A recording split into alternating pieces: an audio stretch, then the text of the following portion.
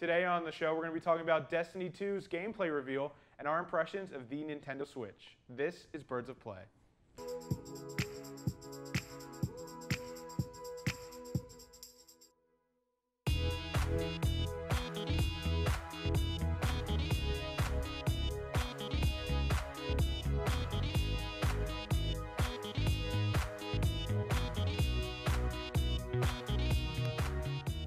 Hello and welcome to Birds of Play, episode 32. We just had a very fun off-camera intro. My name is Logan Anstead. Today I am joined by Brandon Diaz and Pierce Turner. All right, first let's just jump right into it. Destiny 2 gameplay reveal was yesterday. Whoa! Great conference held by Bungie, in my opinion. Blew my mind. All right, so first impressions, overall impressions of what went on. I played Destiny. You played Destiny. I have never played Destiny. Okay, so what did you think of it, Pierce? So, as a person who has spent many hours and many monies on Destiny, Many monies. I think I'm excited for it because, well, first of all, the very first thing you notice is just how good it looks, and it looks so good because the first one you forget looks kind of bad because it's held back by the last generation. Yeah. It's a very old game actually at this point. Really, I've been playing it for so many years that you kind of just get used to it and you kind of forget. 2014 was a different time. Yeah, you kind of forget. Oh wow, that game is old as dicks, and it's held back by the last generation. This one is an actually current generation game. Mm-hmm. There's lighting effects, there's rain, things are moving, things are animated. Like it looks great. Do you see those textures? I saw the textures. I mean, it's not like the best looking game ever made. I mean, Yeah. still but looks pretty good. compared to the first one, it looks great. Brandon, did the conference yesterday at all, any of the trailers entice you? Yes, but I feel like I was missing out because I didn't play the first one. There's a lot of stuff that people were whooping and hollering at, and I was just like, oh, that's Well, it's funny good. because a lot of the things people hollered and whooped about were like things that are kind of given in most games these days. Like, Yeah. hey, there's going to be a map, and everybody's like, woo! Hey, there's going to be actual good multiplayer, and No, hey, but, like- there's going to be clans in the game. You know that thing that's in every other video game, and everybody's like, There's yes. going to be certain matchmaking for events that never had it before. Yes. Oh my gosh, matchmaking. So But basically, like it's the a game this characters time. though, like Yeah. the characters and like the story Sure. and stuff. They're just like Well, that's they a never- lady that does. spoiler alert. knowledge Destiny never things. really had a good story. Yeah, anyway. Destiny is not known for its story. Yeah. However, they're hopefully fixing to change that among many other things. I was watching it with my brother live, and the whole time we were just like, can this just be Halo? Can this just be Halo? Like, especially in the Crucible, which is the PvP Yeah. in Yeah. Destiny. It was kind of it's probably the most unbalanced garbage in video games. Yeah, let's get into that actually. So there was a few details that they really tried to highlight yesterday. They highlighted 3 core things that they wanted to focus on, which was a world that you want to be in, Yeah. a place with plenty of things to do, and there's always someone to play with. Let's talk about all 3 of those one by one. Okay. World you want to be in. A world you want to be in. So let's talk about that. This is Destiny 2 episode, by the way. Destiny- Sorry if you don't 2, like Destiny. We also got the Switch there too. But fuck it. we'll Just we'll for giggles. switch it to that later. So, a world you want to be in. What they mean by that is Destiny 1 was a world you didn't want to be in. Yes. And so Destiny, for all intents and purposes, is an MMO. Yes. And most MMOs have, they have a big open world sandbox where you can An go FPS around. MMO to confuse my mother. Right. Your mother. Hey, hi mom. She doesn't know what those acronyms Hey, mean. Logan's mom. First-person shooter, massively So- multiplayer online. Yes. So, but most MMOs have these big open worlds where you go around, you talk to people, you have fun, you go to quests, you go to side quests, you find secrets. Destiny, you didn't have fun. So, Destiny had different planets with different maps. They were sort of cool, but not really at all. Very repetitive as well. Very repetitive. You picked up little lollipops on the ground that flashed, and you took and you beat some guys up, and they were like, okay, go do that Most of 17 the time more he's times. exaggerating, but they were literally like No, I'm not really kidding. crappy shape. Like I'm not gonna exaggerate I once. picked up some metal shards. Yay! Yeah. Let's farm that 90 more times in a day. So you're Oh, saying I found didn't some really miss raisins in out? it. Maybe in a year there'll be Ascendant raisins. Whatever the hell that means. So, but this actually looks like a real MMO RPG map. The one that's in Destiny 2, I mean. Yeah. There's a hub world inside of it. There's actually characters to meet and go on side quests. There's like secret dungeons and shit. This is like stuff you expect in an MMO. Like, or even in just a normal RPG, like you'd see like Yeah. Skyrim map, and there's like secret unexplored areas, dungeons that you go through. Exactly. And the biggest part of the most fun in Destiny 1 people could have was like secrets and exploring were in the raids, where people could find secrets, and that really was great. But in the open world actual map, there really wasn't much to do. And you didn't know when stuff was going to happen either. And that was a big thing that they focused on too. the patrols and the public events that used to be part of Destiny were a huge part of the game. It was something that like you and your friends would all try to congregate to because they'd have special or exclusive rewards. The problem was you would never know when that stuff was happening. I remember some guy figured out a pattern for exactly when every public event was supposed to happen. Yeah, there's a website and then that they went up. had to redo it because they didn't Destiny- want people predicting it for some reason. Destiny had some of the most, if not the most, third-party apps and websites and things that I've ever seen, just to make the game a game. And that leads into the next point. So they have now added inside the game, not just as like a third-party thing where you have to go, clans and something called guided games. Now, clans is essentially everything that you do in every other first-person shooter, every other game with that. You have a group of people, you're constantly together in a group, you're in a clan. Yep. You know, on Call of Duty, you'll have clan tags, stuff like that. Yeah. Guided games I thought was extremely interesting because as someone who bought all of Destiny's content but never Not all got of to, it. well, no, I ended up buying Rise of Iron eventually. Of course you did. But here's the thing. As someone who played through most of Destiny's content, I never got to experience Trials of Osiris or the what was the big thing that was The raids? No, the thing that came out with the Wolves expansion. Oh, the Prison of Elders. Yes, I never got to experience that in its full glory. Okay, well, So you're not missing much on It's that one. full. because I joined in a little bit late, and I knew there were other people around that time who wanted to play, Yeah. but it was like my group of friends was never playing that. And I think guided games, which is supposed to take someone who maybe you have two and you need a third person, and so you guys It's will basically join up. just matchmaking. It's basically matchmaking. The big deal, first of all, clans were in the first Destiny, but they were only doable via Bungie.net. Yeah. So you couldn't make your clan in the game. You'd have to go to the website, make an account, then make a clan. It was a whole weird. Why was it not in the game? It was stupid. It was It's really fun. dumb. I was a part of the clan my entire lifetime in Destiny. Yeah, same here. Serious couch represent. But Shattered Keys. That's stupid. That's Word stupid. up. Word Shattered up. keys. It was the keys, and then we got shattered because people left. It was Wow. great. Yeah. I hate. It's an evolving So- plan. Yeah, it is. Matchmaking was in Destiny 1, sort of. Crucible had matchmaking, obviously. Strikes had matchmaking, which were like elongating missions. But things like the Nightfall, which was a super hard mission once a week. The Raid, which is, the biggest, hardest thing you can do in the game. Biggest and hardest. Longest, biggest, and hardest. And Trials of Osiris, which was the extremely competitive PvP, which was for expert players. None of those had matchmaking. So basically, you had to have 2 or 5 more friends. None of those had matchmaking? None of those had matchmaking. And So that was the you big had issue. to have friends to go in. A lot of people would like be in the tower, which is the hub world, and they'd just be like, they'd message everybody, be Yeah. like, please go on the raid with And me. that was the big thing they focused on yesterday, is that they wanted to allow more people to get these experiences. And like that was one of their main 3 points in the press conference yesterday, which was there's always somebody to play with. And that was always a big thing going forward, because I remember I would spend sometimes 2 or 3 hours searching on forums just to find 1 or 2 more See, people unlike to join me, us. Logan doesn't actually have any friends, so he couldn't go on any of these really cool missions with them. So that was unfortunate. But now you can. Yes, now you can matchmake with Or a bunch of sometimes weird. your friends work in the military. Thanks Nick and Josh and everyone who's served there. Maybe. No, but it's like it's a really good point though, because there are a lot of people who just don't have 5 friends on at the same time. That was always a hard thing to get together. We had I remember I was in a clan at one point that had 20 people in it, right?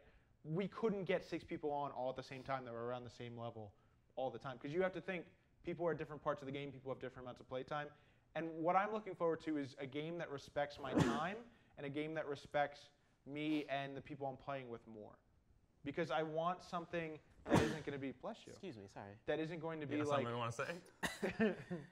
No. Go ahead. I want something that isn't going to be me spending 20 hours just to wind up back at the same spot where I was, like the original Destiny sometimes was. Yeah. But let's also talk a little bit into the controversy, because we've had some high praise for the Destiny 2 reveal Wait, so far. are you saying there was a game conference and there's controversies coming out of it? Oh my gosh, yes. What? Wow, that never happened. This is the so first time for everything, I guess. There is a rumor, not yet completely confirmed by Bungie and Activision, but there has been some stirrings that Destiny 2 on PC will not be releasing simultaneously with console on September 8th. How do you think this impacts what the game is going to be, especially for PC going forward? Brandon? I'm really upset. You're really upset? I'm very upset. But is a delayed but good game better than a meh? Well, I mean, obviously that's better, but Yeah. here's what happens. PC always gets the shaft. Yeah, All the what happens is these big developers like this make the game on consoles, and then they port it to the PC. And it's usually a bad and PC the ports port. usually get shit on, like Batman Arkham Knight's a great example, or Mortal Kombat X, Or Deus Ex. or like everything a else. thousand others. Every other game that's ever come out on they'll come out on console. consoles, they'll get ported to PC, and they'll be trash. And I think if I were a PC player, I prefer to take more time on it because Oh, it's yeah, a for different sure. game. I mean, you have to make it better. You have to work on it separately. I'm bummed out, but if it ports to PC and it's amazing, I'm just gonna be like, it was worth the wait. If you have a PS4 already, what would you do? I mean, I'd get it on PS4. Yeah. So this is my thing. Like I've you had a know lot it's of gonna friends work on ask me PS4, PC. We also have to remember that PlayStation still has a lot of exclusivity with weapons and gear for a year. Now, that usually doesn't matter for games. Usually it's like, oh, PlayStation gets this map for 3 months, or PlayStation gets like a skin. Destiny it really mattered. Yeah. There are some exotic weapons that still haven't been brought over to Xbox. Because it's been a year. Because everything that was exclusive for PlayStation in Destiny 1 was exclusive for an exact year. So if it came out today, Xbox wouldn't get it until next May. You know? So these were substantial like primary exotics that were like really good. They're competitive exotics. So. Yeah, I remember And maps and whole missions and whole armor sets. That was the thing too, because a lot of people I remember on Xbox, I was like, oh man, this map is great, and then they're like, we've never played it before. I was like, what? They're like, yeah, that's the PlayStation exclusive. I still one. can't believe that Xbox didn't have the Hawk Moon the entire first year. That's insane to me. That's like that was like the best gun in the first year Xbox didn't have it. So So it really does make a difference this time around having PlayStation exclusives. Moving on to talking about what's the best and the best guns and all that in balance. So we talked a little bit earlier about PvP. PvP is now moving from a 6v6 format to 4v4 only in every single mode. Yeah. Do you think That's interesting. this ups the competitive ante for this? Yes. 100%. Do you think we could see anything like Overwatch where we have like, because I remember playing Destiny 1, right? And it felt more like it was a mess, as we've said. But I feel like this gives it more of an opportunity to have like real skill sets, right? So like in Overwatch, you'll have a Reinhardt, you'll have some DPS, you'll have some healers, right? Maybe this allows for something more like that. Like you'll have a Titan that has their bubble so that you can shield people, right? Or that Captain America Void Shield that we saw yesterday. Right. That was pretty cool. And maybe we'll have 2 hunters so that you can dance around. We'll have a warlock so that they can protect all of them. Do you think we'll see more strategy coming to Destiny, or do you think they're going to want to keep it very arcadey? Probably more strategy, I would imagine, because you have to like work around only having 4 people and like pick your team comp around that. What would you want to see, Pierce? It's weird because the most strategic, like competitive game types in the first Destiny were 3v3. That was the Trials of Osiris. That's what it was. So you'd take your fire team or half of your fire team, and you'd go and fight another 3 people, and it was very strategic. You usually went up against a Titan, a Warlock, and a Hunter. Yeah. And it was like you had to figure out how to fight everything. 4v4, I don't know. It's interesting. That's like a weird number. Isn't that a weird number? We've never seen that number in Destiny. It's weird that that's every game type. It's almost like. But isn't that how Halo used to be in a lot of modes? Like when you got into Halo competitive. I think it was 5. It was 5? 5v5. That's like the standard competitive in most games. I feel like I remember playing, at least through the Master Chief Collection, playing like Halo 2 and 4v4 matches. Yeah. But it is quite a weird thing. The only game I remember that had that kind of competitive nature and that was more team-based was The Last of Us Remastered's multiplayer, which was very, very weird, very, very weird to wrap your head around. As you said, most games are going to be 5v5 or 6v6. Yeah. So going forward, do we think Destiny 2 is different enough from Destiny 1 to warrant the purchase? Brandon? I couldn't tell you because I never played Destiny 1. Okay. I mean, reading comments, people are like, this looks like it could be a DLC from first glance. And I'm inclined to believe them because I never played Destiny 1, but this looks cool, and I can't wait for it to come to PC. So you were hyped enough to maybe put down a pre-order or something, right? Yeah, it almost looks like just a big budget remake of Destiny, which is kind of a good thing. Just because, the big difference I wanted was the game to be nothing like Destiny in terms of it plays like a current gen. The big thing that really needs to change is PvP. It needs to be, honestly, it needs to be Halo PvP. It is the one in Destiny 1 was the most unbalanced trash. I mean, basically, here's how it worked. Something would be too strong, they'd butcher it, and then something else would be too strong. And now that kept going, and now nothing is strong enough, and everybody is like, well, what? Yeah. They just throw grenades, and that's it. So. Yeah. I'm excited. I'm gonna get it. There's no chance of me not getting it because my friends and all of us, Serious Couch, we have to go back. We have to keep raiding. We have to keep yelling at each other. So I'm excited. I hope it's as good as it can get. I think there's almost no way in hell it's not gonna be better in every way. I truly hope so. I hope it takes more from the Taken King than it does from Rise of Iron. I hope and it takes some of more the from other Halo expansions. than anything. Yeah. Exactly. One last thing I want to say before we go to break. Very excited about the concept of it, about always having somebody to play with. I met one of my best friends playing Black Ops 2. Friends. And I think if a company and a game wants to give other people those experiences where you can meet some lifelong friends on games, that's only going to help the game in the future. So I think that was one of the standout things from it. So I met some friends. No, I met some friends from Destiny too. I've met friends online as well. It's like it's not uncommon to meet people that you're friends with for a long time. And I think that's going to be one of the strongest. I think they nailed that press conference yesterday. I really do. Yeah, especially Luke Smith. He knows his audience. It was a good conference. It's short and sweet and to the point. It was fun. There's nothing stupid. We don't normally have this high of a praise for a conference, so it definitely caught my interest. I mean, it was no Sony E3 2016. Oh, okay, yeah. I mean, I feel like that's a bar that nobody will be able to reach, but we'll see. E3 coming up this year. E3 coming up in a few weeks. We'll be right back with Birds of Play, episode 32, right after this.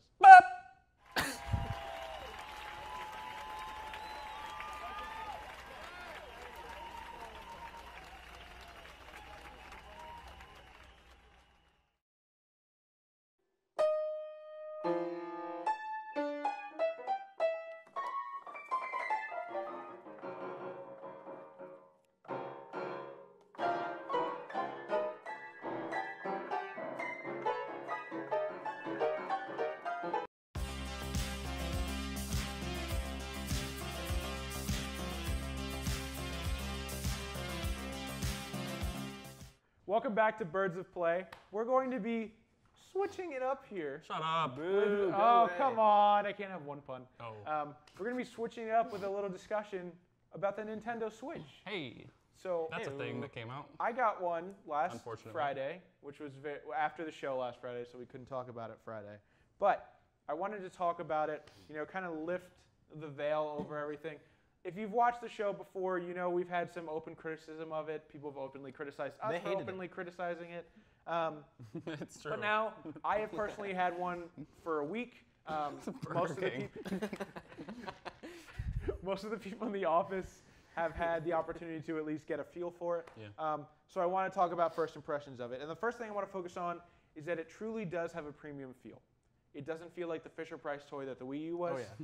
It feels like you're going to break it. Brandon, you played with Alex earlier this week. How did it feel, aside from the fact that the controllers are really small, how did the feel of the console work for you? It actually felt really good. It's like the feel of like a home console, but you can take it anywhere, which is something you can't really get. Nothing else offers it at the moment. It's actually kind of awesome. I liked it a lot. Yeah. Aside from the controllers, obviously. A box can't fit a quote that long. You have to make it shorter. Oh shit. It's good. Great. Two thumbs big up. If we keep doing good, okay. I wanted to talk next about the games because the games that Nintendo releases for the Switch are much different from what you see currently going on with PlayStation and Xbox. We've got Destiny, we've got Red Dead, we've got all that good stuff. Different as in there's only two of them. Yeah, pretty much. Mario Kart 8 Deluxe and Zelda Breath of the Wild are both fantastic games. Breath of the Wild is hindered by the fact that they have that stupid weapon breakage system, which doesn't make any sense. Durability, that makes sense. What are you talking about? It breaks so quickly. I don't know that that can really ruin that game. I mean, it's kind of ruining it for me. It's not ruining it, but it's like it's really hindering my. Just get the Master Sword. That won't break. Play it. Right? You would hope so. It's right? the Master Sword. It can't break. Really? Yeah. Well, how do you get it back? Spoil everything for us right now. Spoilers! No, I'm just kidding. I don't know yet. Is it like Excalibur? Shouldn't it like not break it ever? You might just get it at the end. I don't fully know yet. But I've been playing with the console for a week, and it brings me back to a time of pure fun for games, right? When I'm not part of. Logan hasn't been having fun for the last 12 years playing video games. He's just I've hated my life. It's been no. But then I got my hands on That's the what Switch. games used to be, right? It used to be Call of Duty. there wasn't any like super serious tones. There weren't, only story-based games. There was no Telltale that was a huge prominent thing. But it's been really fun because I've played Mario Kart, and every time I see a friend, I'm like, hey, do you want to play Mario Kart? And we just pop a Joy-Con off, and we'll just so go. cool. And the same thing for just like a bunch of configurations of the console. There really is so many different ways to play it. And I've spent most of my time out of the $90 crappy piece of plastic dock. And I've spent most of my time with it in handheld mode or with the screen sitting down on the table like this and then just popping the Joy-Cons off. It's so convenient, too. Yeah. You just like walk by. If I may I pop one of these off? Yes, you may. I'm gonna We're pop. gonna take it. Oh! We had this thing on because like the screen glare is pretty bad. Unveiled. But yeah. Okay.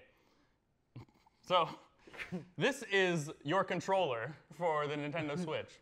As you can see, it's about as big as a pickle slice that you would put on a sandwich. Oh yeah. And It's it the feels size about of as the palm of my hand. you have genius. one analog that's in the center, and I don't really know why it's in the center. You kind of want to like put both thumbs on it, like what? So I want to show on this more, but it really is kind of cool. Like it's kind of cool that this is what you get. I was playing Mario Kart on this exact controller last week, and it was kind of I was like, I don't know, how do you explain it? Like it's like playing Mario Kart on a piece of pickle. And It's like a really, really small Wii controller. it's like a little dog You know, turd. like the old N64 controllers where the joystick was in the middle? Yeah. That's what it reminds me of. And the thing is, like, it really isn't that uncomfortable as you think. Because I remember when we watched the trailer, right? And we're like, how are people going to play this thing when it's that small, right? And as I discovered earlier this week, the Joy-Con straps that come with the system, originally designed so that you wouldn't fling the remote everywhere, actually have button pads so that you don't hurt your Can fingers. you pop the blue one off so I can have that too? Yeah.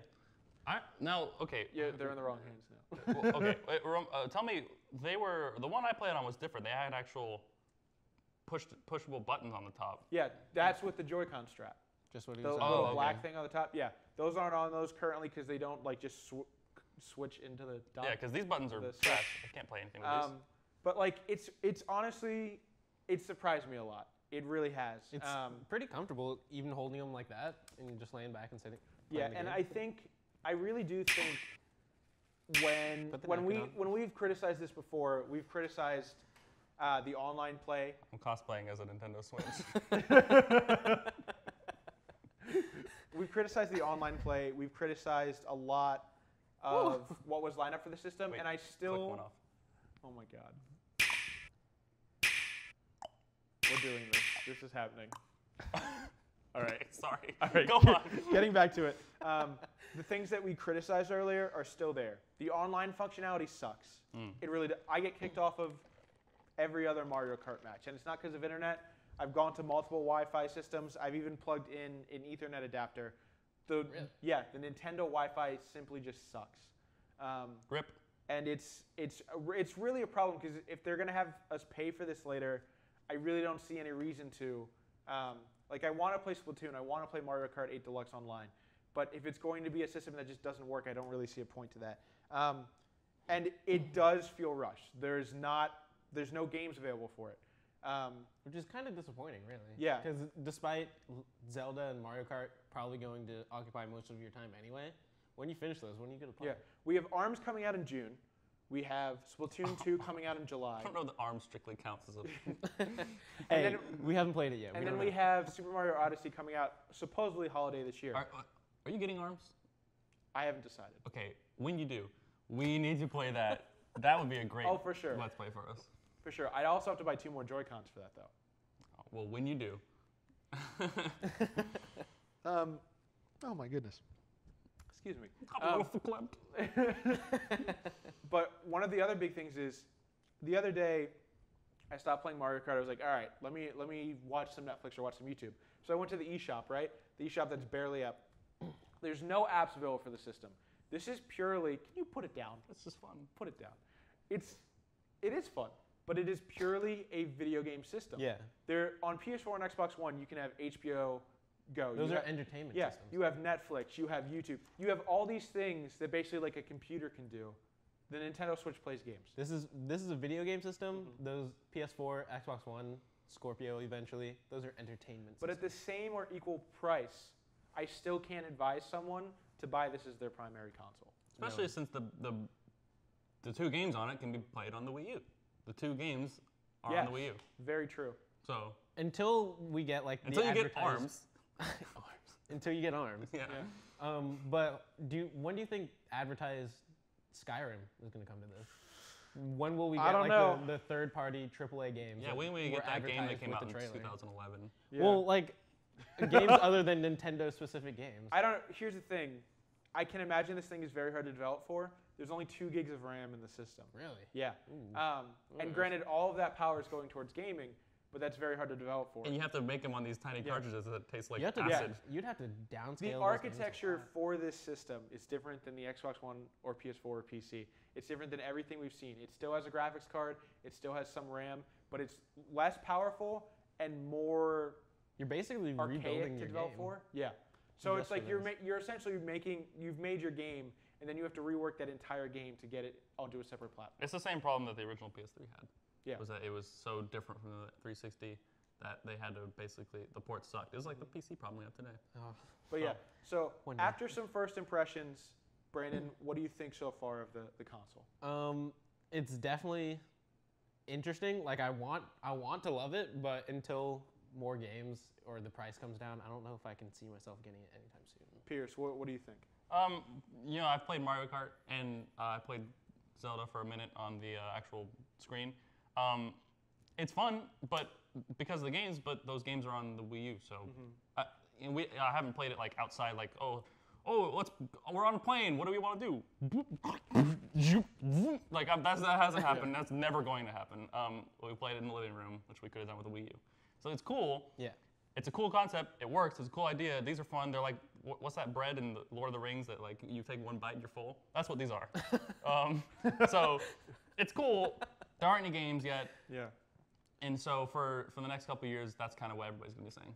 The console definitely still feels rushed to me. I am happy to own it. I didn't own a Wii U, so I'm happy. Mario Kart is like my shiz, right? I've put so many hours into different Mario Karts. Very, very happy to own that. But at the same time, I still can't advise you to buy it as a primary console, or even if you owned a Wii U. There's just nothing available that's super exclusive right now that is worth paying the $300 entry point. I mean, if you can even find one, because I know it's been super limited, and they expect it to be super limited throughout the rest of this year. Blue Mountain, Blue Ocean, what's it called? The Blue Ocean strategy. Blue Ocean. I don't even think it's that though, because Nintendo started shipping Nintendo Switch consoles over plane, which costs a ton more than shipping it by sea. So I really think they just didn't expect this. Final thoughts? I feel like consensus, wait for it. Yeah. Just hold on. Just wait. I mean, wait for Super Mario Odyssey. That may be the perfect time. They may have a holiday bundle for it. Like, just wait and see. Let the crazy people who spend a lot of money and video game reviewers and stuff like that. You? Yeah. Well, I don't. Yeah. So let me do the dirty work for you, and we'll tell you when it's a good time to jump in, honestly. So. Wahoo! Just like that. That's how you jump in. Just like in Super Mario This Odyssey. has been episode 32 of Birds of Play. I have been Logan Anstead. That's been a man with Tourette's. Brandon. This is Brandon. Have a good day, everybody. Whoa! Yub nub. Yub nub. Yub nub. You know what I'm talking about? No. And they're like banging on the stormtrooper. Were they like the treetop houses? Yeah, dude. Oh my. They're like, we just killed an army. Woo! And like C-3POs in like a little basket. Yeah. I'm part Ewok. So you guys want to play? You guys want to play 1, 2, 3?